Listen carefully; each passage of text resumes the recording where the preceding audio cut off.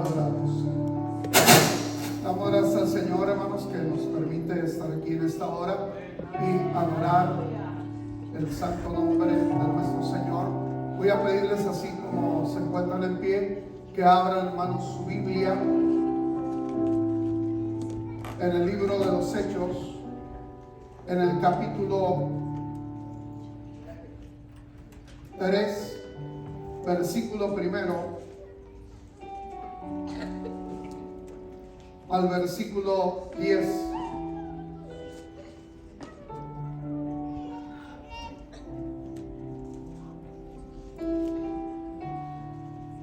Libro de los Hechos, capítulo 3, versículo primero al versículo 10. Vamos a darle lectura a estos versículos de la Escritura. Si usted ya lo tiene, dice la palabra del Señor de la siguiente manera: Pedro y Juan subían juntos al templo a la hora novena, a la de la oración, y era traído un hombre cojo de nacimiento, a quien ponían cada día a la puerta del templo, que se llama La Hermosa, para que pidiese limosna de los que entraban en el templo. Cuando vio a Pedro y a Juan que iban a entrar en el templo, le rogaba que les diesen limosna. Pedro, con Juan fijando en él los ojos, dijo: míranos.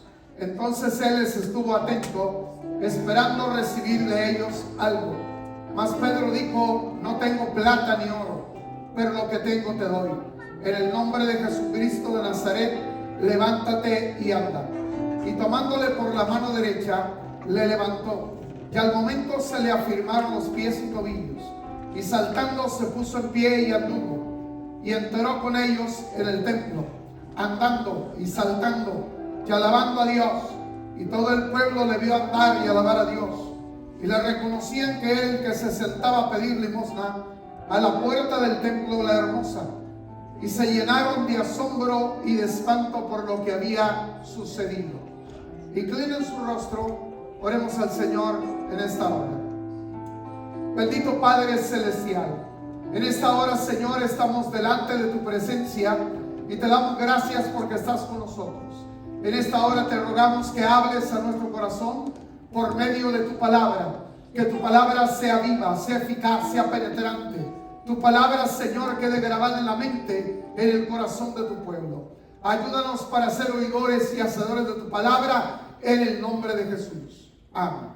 Pueden ocupar sus lugares en esta hora, hermanos.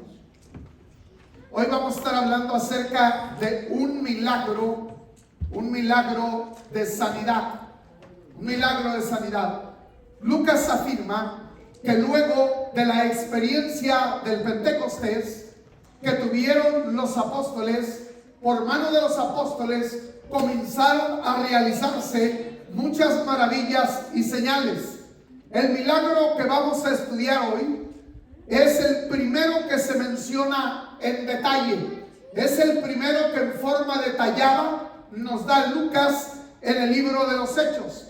La razón por la que el autor lo menciona y lo hace de esa manera detallada, con todos los hechos, es porque este milagro nos muestra el propósito, que es mostrar el avance del Evangelio, cómo el Evangelio avanzó, cómo el Evangelio tuvo un avance en aquel lugar. Porque este milagro de sanidad se presentó la oportunidad de proclamar a la gente el mensaje del Evangelio. Este milagro de sanidad sencillamente trajo como resultado la conversión de 5,000 personas que entregaron su vida a Jesucristo. Ni las amenazas de los líderes religiosos sirvieron para poder detener el crecimiento, el avance de la iglesia.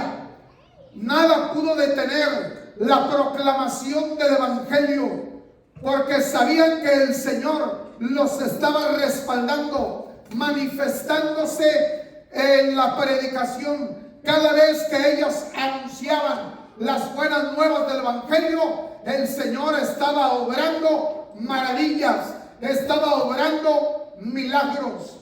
No sabemos si este era el único paralítico que estaba presente o no. Cuando el Señor obró milagros, no siempre fue el único enfermo que había, pero en muchas ocasiones se menciona que solo una persona tuvo la fe necesaria para poder recibir el milagro de parte de Cristo. La Escritura nos habla en un momento muy especial, cuando Cristo iba entrando a la ciudad y llegó al estanque de Betesda. Y en este estanque de Betesda, dice la Escritura, había una multitud de enfermos.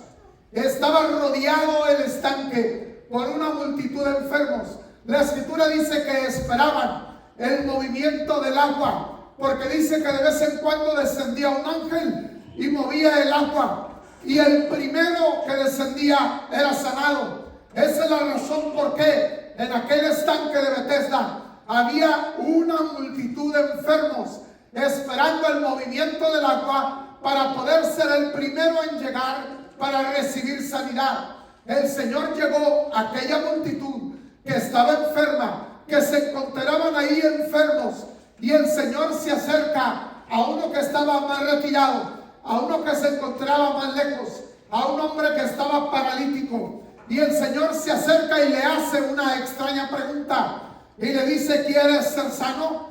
Pareciera que esta pregunta no es algo apropiada para alguien que está enfermo, porque se supone que quien está enfermo desea sanar, quiere estar sano. Pero el Señor le hace esta pregunta para darle a él la oportunidad de expresar su deseo y su necesidad ante él de poder recibir sanidad de parte del Señor. Este hombre le dice: claro que quiero ser sano, pero no tengo quien me meta en el agua, no tengo quien me lleve al agua. El Señor le dice: levántate, toma tu lecho y vete a tu casa. El Señor quería que este hombre conociera que no era necesario descender a aquel estanque para recibir un milagro de sanidad, porque él tenía el poder de sanarlo y de levantarlo en ese momento. Aquel hombre se levantó, recibió sanidad, cargó su lecho y se fue a su casa. Había una multitud de enfermos, pero la Escritura no menciona que haya habido uno solo más que haya recibido sanidad. No oyeron la conversación que Cristo tuvo con este hombre paralítico. No vieron el milagro que Cristo realizó. Sí, pero no se menciona a nadie más que haya recibido un milagro. Solo aquel hombre. Hermanos, solamente cuando la persona está dispuesta a poner su fe en el Señor, a creer en el Señor, es que puede recibir un milagro del Señor.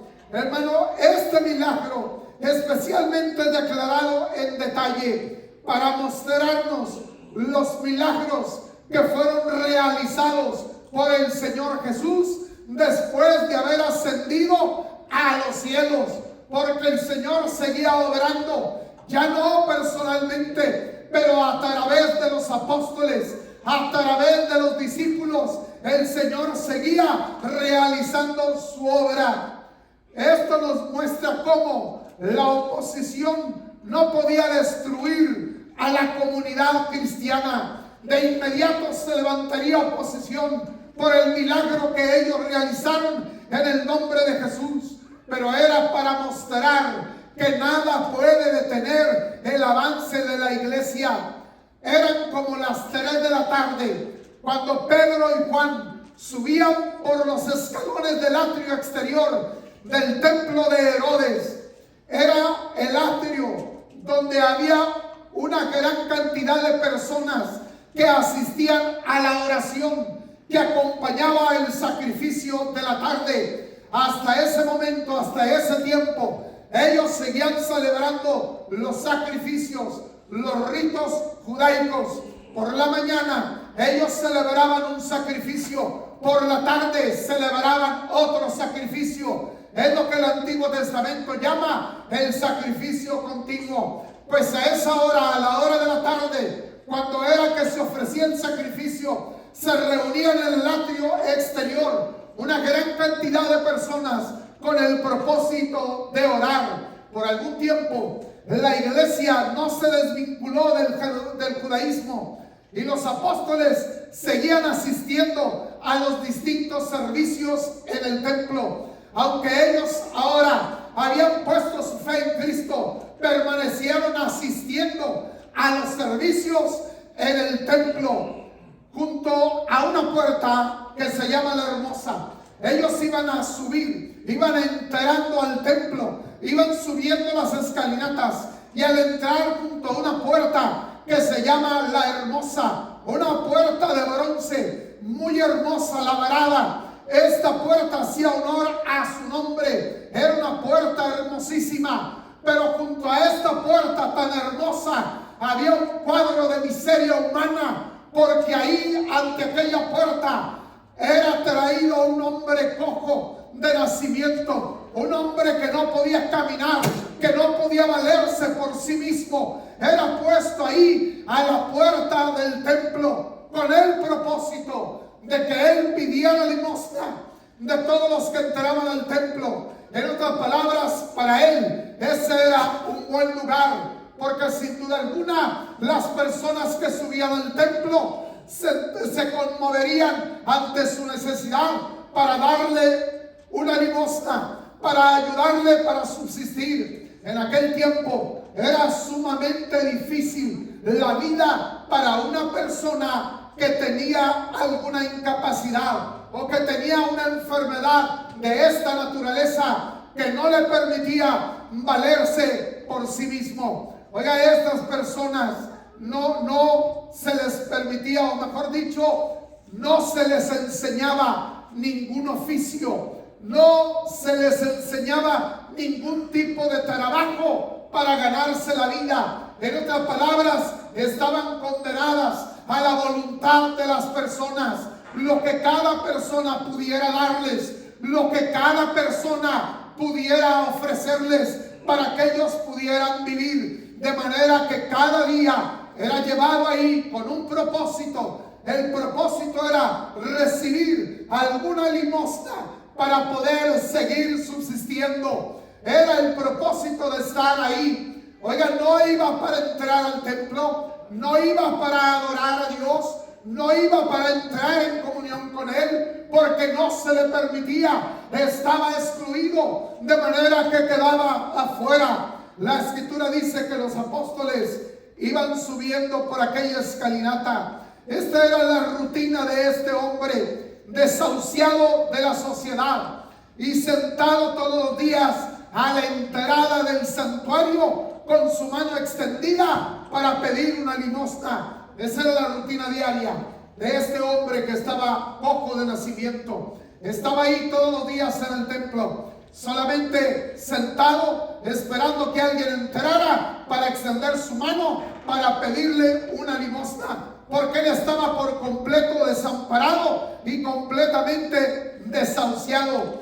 Cargaba en su cuerpo por 40 años el dolor, la miseria, el sufrimiento. En esa condición, este hombre se encontraba ahí con una pesada carga de dolor, con una pesada carga de sufrimiento. ¿Cuántas veces la persona no se encuentra a lo largo de toda su vida llevando una pesada carga de dolor, una pesada carga de sufrimiento, y no hay ninguna forma, ninguna manera de poderse librar de ella? Hermano, la persona está desesperada, no sabe en realidad cómo poder librarse de su dolor, cómo poder librarse de su sufrimiento. ¿Qué es lo que puede hacer para que su vida pueda cambiar? Oiga, y el dolor no solamente puede ser físico, no solamente puede ser por una enfermedad, porque hay quienes tienen un gran dolor,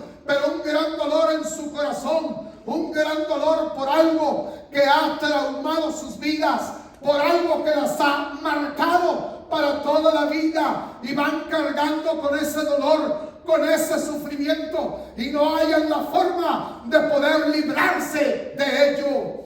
Oiga, están así en esa circunstancia.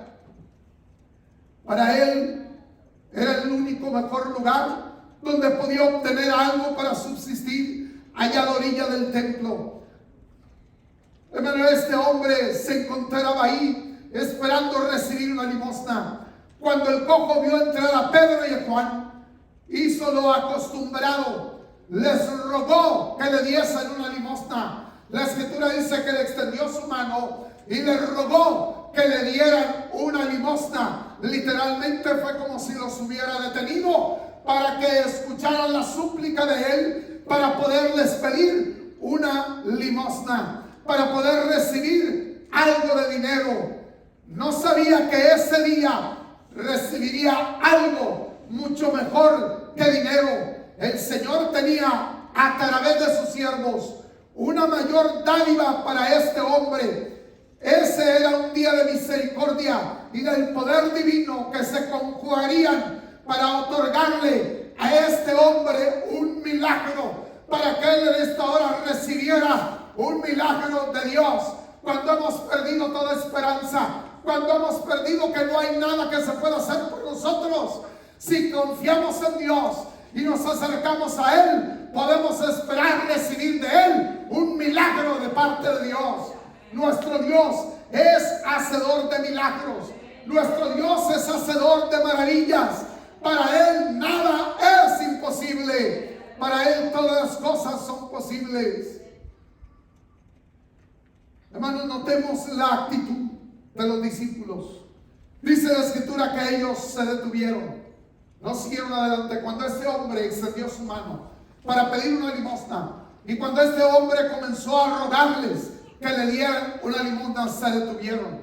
Yo no sé si tal vez ellos recordaron la parábola del Señor Jesucristo acerca del buen samaritano, de aquel hombre que fue herido por ladrones, que fue despojado de lo que él tenía y fue dejado como muerto junto al camino. Y como pasó un levita, lo vio pero no se detuvo. Aunque este hombre levita representa a los que sirven en el templo, de todas maneras no se conmovió ante la necesidad de aquel hombre que estaba tirado junto al camino, y lo que hizo fue seguir de largo. Vino el sacerdote, pasó un sacerdote también por su camino, lo vio ahí tirado junto al camino y pensó tal vez que estaba muerto, y él decidió mejor seguir su camino. Este hombre representaba a aquellos que son los que sirven en el templo, que son los que interceden delante de Dios por la gente, pero sin embargo no se conmovió ante el sufrimiento de aquel hombre. Pero ahora los discípulos, dice la escritura, se detienen. Yo no sé si recordaron tal vez la enseñanza de Cristo, y eso hizo que ellos se detuvieran. No podían pasar de largo ante la necesidad de este hombre. Ellos decidieron detenerse. A esto es algo muy interesante. Cuando nosotros nos interesamos por el prójimo, ¿qué tanto te interesas por tu prójimo? ¿Qué tanto te interesas por el necesitado? ¿Qué tan dispuesto estás para ayudar a aquel que se encuentra en necesidad? Ojalá que nosotros estemos siempre dispuestos a ayudar a aquellos que tienen necesidad. Dice la escritura que Pedro y Juan se detuvieron. Y de pronto cuando ellos se detuvieron, entonces dice que le dijeron a este hombre: mírenos. Lo más seguro es que este hombre tenía su cabeza inclinada. Él estaba viendo, tal vez sus ojos estaban en el piso mientras había extendido su mano y les había rogado que le dieran una limosna. Él no había levantado su rostro para poder verlos a ellos. Él seguía ahí, estaba ahí con su cabeza agachada. Cuando entonces en ese momento los apóstoles se detienen para decirle: míranos, míranos. Y entonces aquel hombre levanta su cabeza y fija su atención en los apóstoles. Y Pedro le dice: no tengo oro ni tengo plata, no tengo nada que darte, no hay nada que yo pueda darte, no hay nada que yo pueda hacer por ti. No tengo dinero, no te puedo dar. Y yo no creo que estaba mintiendo, realmente no traía dinero, pero le dice: no tengo oro ni tengo plata. Nosotros no podemos dar lo que no tenemos. pero sí podemos dar aquello que poseemos, aquello que es nuestro y que nosotros tenemos. La Escritura dice que Él dijo: no tengo oro ni tengo plata, pero lo que tengo te doy. Pero lo que tengo te doy. Hay algo que yo sí poseo, hay algo que yo sí tengo, y hay algo que yo te puedo dar a ti.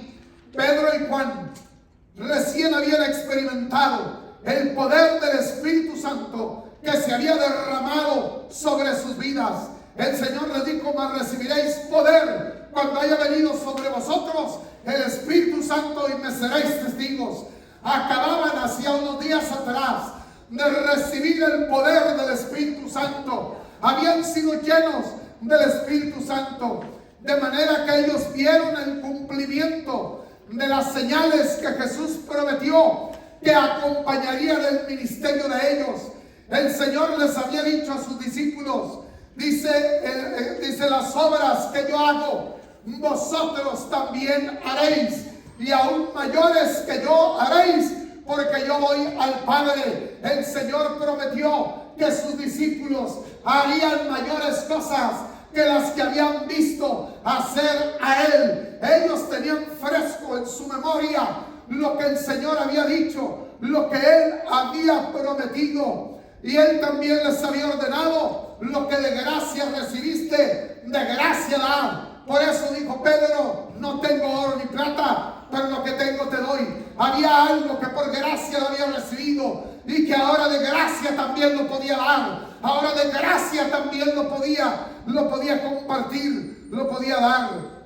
Ese era el momento propicio para dar lo que de Dios había recibido, para dar lo que Dios le había dado. Le dice: no tengo oro ni plata, mas lo que tengo te doy. En el nombre de Jesucristo, en el nombre de Jesucristo. El Señor era quien obraba a través de sus siervos.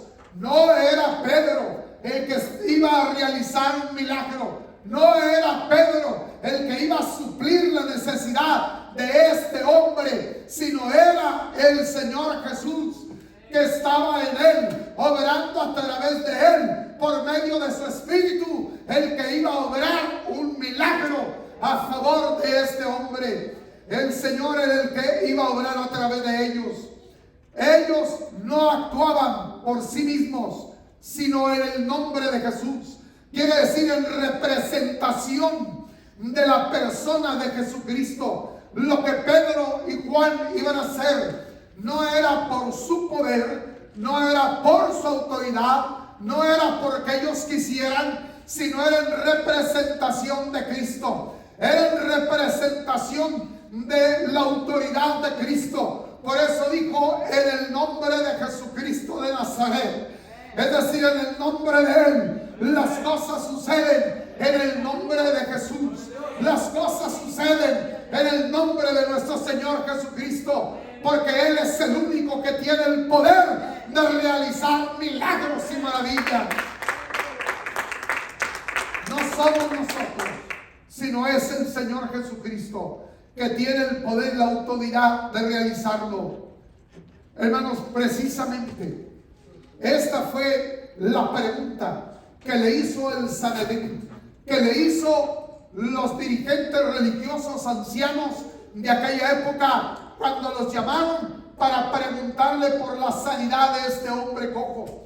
Esto le preguntaron: ¿con qué autoridad o en qué nombre habéis hecho esto? A ellos les importaba más el nombre y la autoridad con la que se había realizado un milagro, que el milagro en sí, que había librado a un hombre de su dolor, que había librado a una persona de su angustia.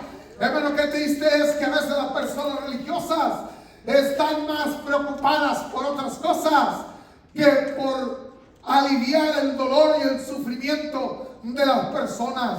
Oiga, ¿con qué potestad, en qué nombre habéis hecho esto? Ellos respondieron a los líderes religiosos que había sido en el nombre de Jesucristo de Nazaret, que el Cristo había sanado a este hombre, que el Cristo que ellos habían crucificado no se había quedado en la tumba, que Él había muerto en la cruz del Calvario para salvar a la humanidad de sus pecados, pero que había resucitado el tercer día, había ascendido a los cielos, y a ellos les dio el poder y la autoridad de echar fuera demonios, de sanar a los enfermos. Oiga, y aquel hombre había recibido un milagro de parte del Señor. A la declaración del nombre de Jesús, le siguió la orden de que el cojo se levantara. En el nombre de Jesús de Nazaret, levántate y anda. Levántate y anda. Una vez que ellos dijeron en el nombre de Jesús de Nazaret, le dieron la orden de levantarse, le dieron la orden de andar. Pero no solamente le dieron la orden de andar, de levantarse. Era tal la convicción que ellos tenían de que el milagro en ese momento iba a suceder, que dice la Escritura que Pedro le tomó por la mano derecha, y dice que Pedro lo ayudó a levantarse, lo ayudó a incorporarse a este hombre que no había caminado jamás, que así había nacido. Lo tomó por la mano y lo levantó. Oiga, lo levantó. Cuando nosotros creemos, tenemos la certeza de lo que va a suceder. La Escritura dice: es pues la fe, la certeza de lo que se espera y la convicción de lo que no se ve. Si Pedro le dio la orden, y si Pedro extendió su mano y lo tomó y lo levantó, lo ayudó a levantarse, es porque él tenía la certeza de que el milagro había sucedido, de que en el nombre de Jesús aquel hombre había recibido sanidad, de manera que extendió su mano y lo levantó. Porque la fe nos da la certeza, la fe nos da la seguridad de que hemos recibido lo que estamos pidiendo, lo que estamos clamando delante de Dios. Hermano, cuando por fe clamamos a Él, lo creemos, tenemos esa certeza. Hermano, la fe de los apóstoles, sumada a la fe del mismo enfermo, hizo que se efectuara el milagro. Hizo que sucediera y que realizara, hermanos, el milagro. Pedro tomó al cojo de la mano, lo ayudó a levantarse, y la Escritura dice: inmediatamente se le afirmaron los pies, se le afirmaron los tobillos, recibió la fuerza para poder caminar, para poder saltar, para poder correr. Oiga, recibió la fuerza. Este hombre nació así, era cojo de su nacimiento. Los niños necesitan por lo menos un año para aprender a andar. Comienzan dando pequeños pasos, comienzan pudiendo pararse y sostenerse en pie y empezar a dar pasos vacilantes hasta que se van afirmando sus pies y comienzan a andar con seguridad, y después comienzan a correr. Pero a este cojo nadie le enseñó a andar, había nacido así, pero en un instante el Señor lo sanó, hizo un milagro completo y él comenzó a andar, a correr, a saltar. Oiga, la obra de Dios siempre es perfecta, la obra de Dios siempre será completa. Cuando Dios hace algo, lo hace completo. Imagínense, hermano, la sorpresa de esta persona. Después de 40 años de sufrimiento, después de 40 años de encontrarse así en esa condición, ahora este hombre recibe un milagro. De pronto se acabó el sufrimiento. De pronto su vida ha cambiado por completo. De depender de la voluble voluntad de las personas y de depender de la limosna que las personas puedan darle, ahora este hombre tiene la capacidad de valerse por sí mismo. Y no solo eso, este hombre que estaba privado de entrar al templo, de incluirse con los demás en la alabanza y en la adoración, ahora este hombre tiene el privilegio también de entrar al santuario y de adorar a Dios, de alabar al Señor. Ahora este hombre tenía el privilegio de entrar. Ahora que dio sus primeros pasos, lo primero que hizo fue entrar al templo para adorar a Dios, para darle gracias a Dios. Cuando Dios hace algo por nosotros, lo primero que tenemos que hacer es agradecerle a Dios lo que Él hizo por nosotros. Es darle gracias por la obra que Él ha realizado en nosotros, por amor, en su gracia. Oiga, este hombre, dice la Escritura, entró con Pedro y Juan. Entró con ellos. Él ya no se sentó ahí para seguir haciéndole al mendigo. Él ya no se sentó ahí para seguir pidiendo limosna. Ya no se sentó ahí para seguir llevando la misma vida.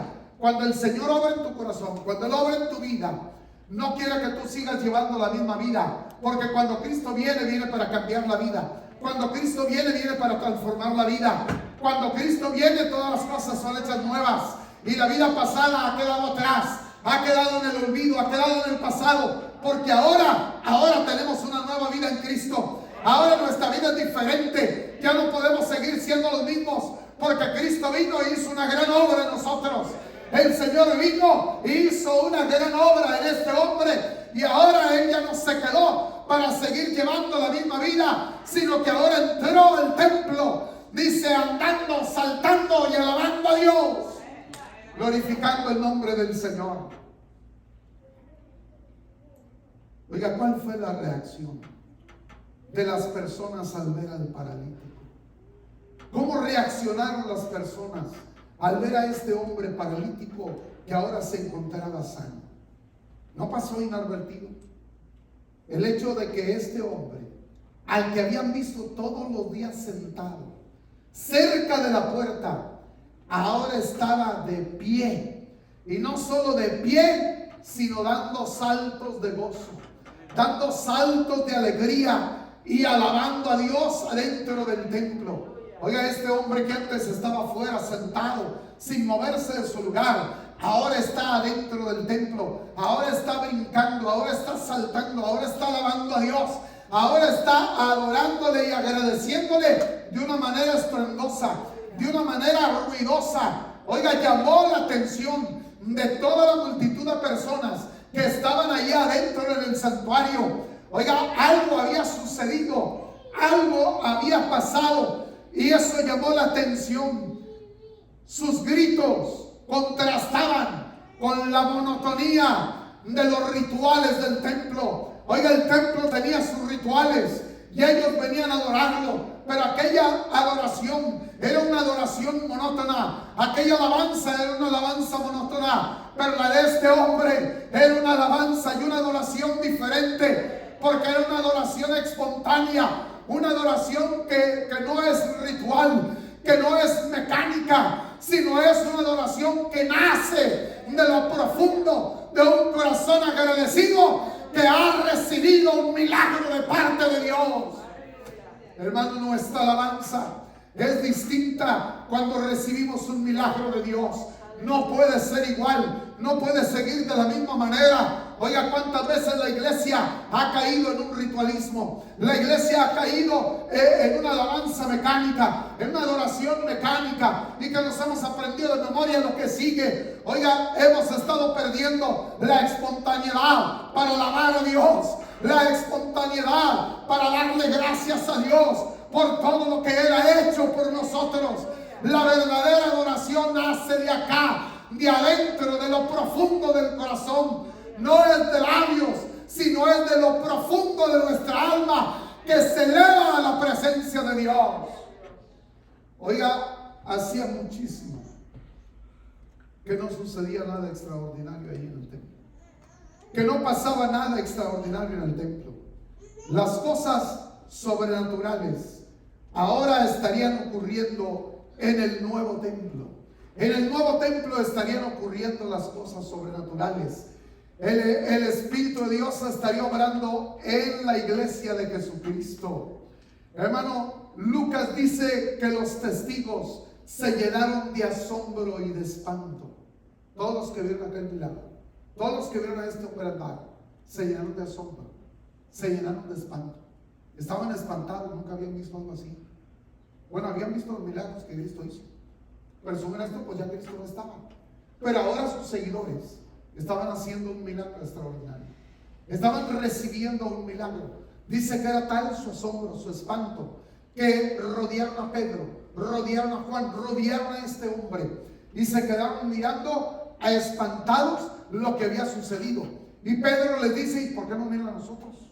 ¿Por qué nos miran a nosotros como si por nuestro poder hubiéramos hecho andar a este?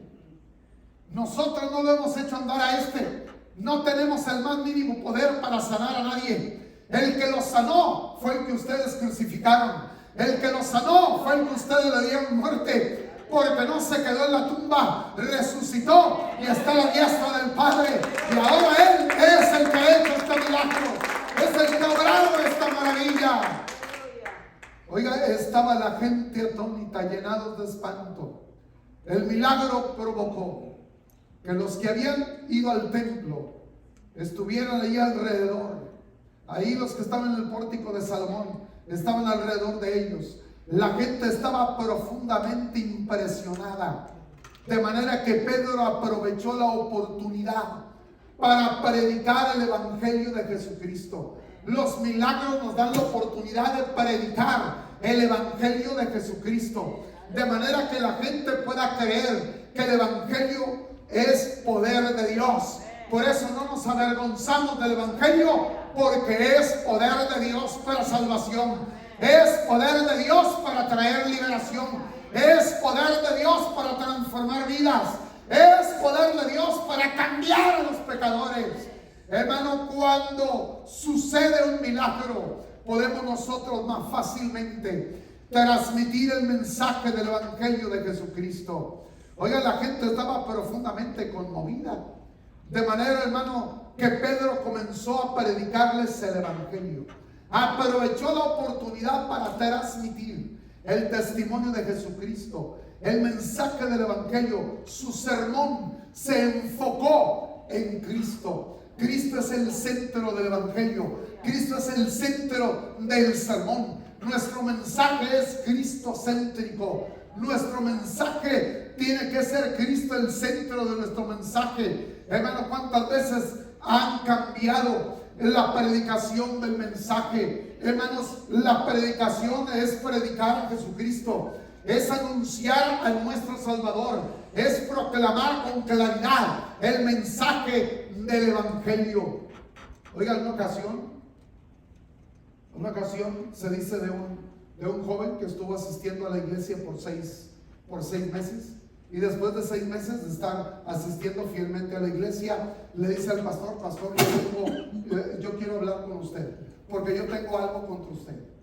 Ah, ok, dijo el pastor, está bien. Mira, al final del servicio, pues entonces ahí en mi oficina, ahí nos reunimos y ya me dices qué es lo que tú tienes contra mí. Estaba un poco intrigado el pastor, pues qué será lo que tiene contra mí, qué habré hecho que le molestó, que lo lastimó, que lo hizo que se enojara, se disgustara.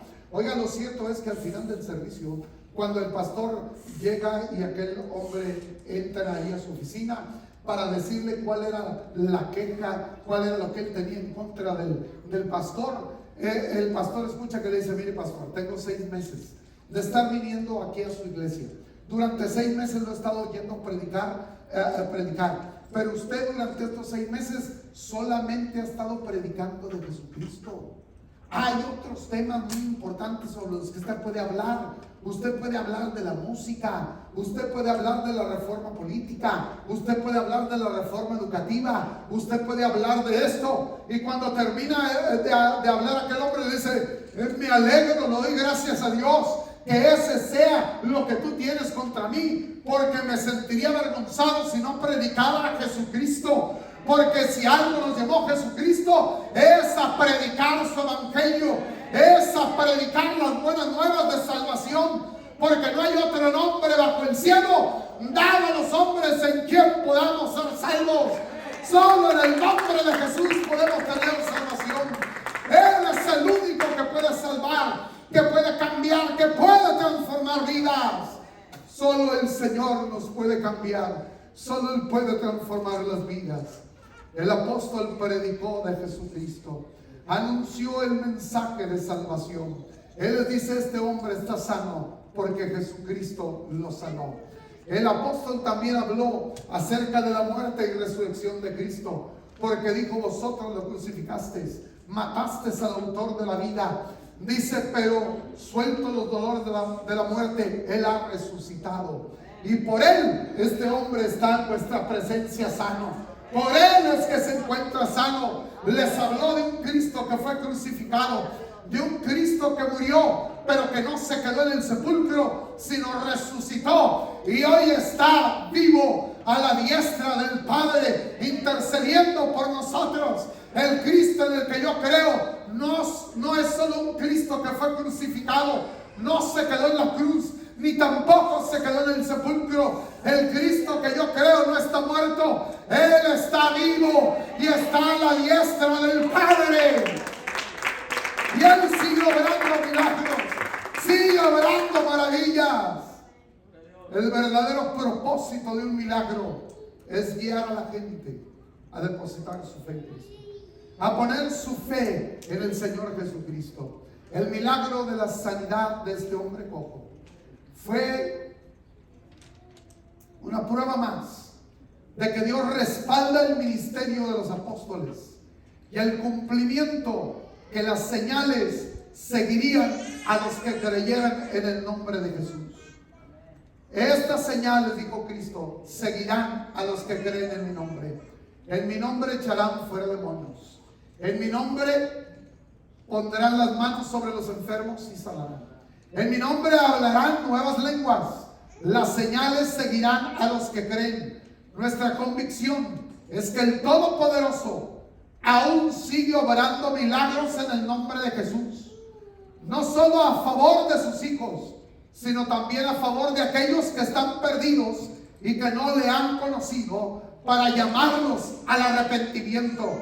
Pidámosle a Dios que siga respaldando su palabra con señales, con milagros, con prodigios, que el evangelio siga llegando a los corazones de las personas que tienen necesidad. Hermano, el Cristo en el que nosotros creemos, Él sigue siendo el mismo. Lo que hizo ayer, lo hará hoy y lo seguirá haciendo mañana, porque Jesucristo es el mismo ayer, hoy y por todos los siglos. Y ese mismo Jesucristo está aquí con nosotros en esta hora. Ese mismo Cristo sigue teniendo el mismo poder para realizar las mismas obras. En esta hora, hermano, yo le invito para adorar al Señor, para pedirle al Señor por su necesidad en esta hora. Hermano, yo le invito en esta hora a pasar aquí al altar y decirle al Señor: Señor, te necesito.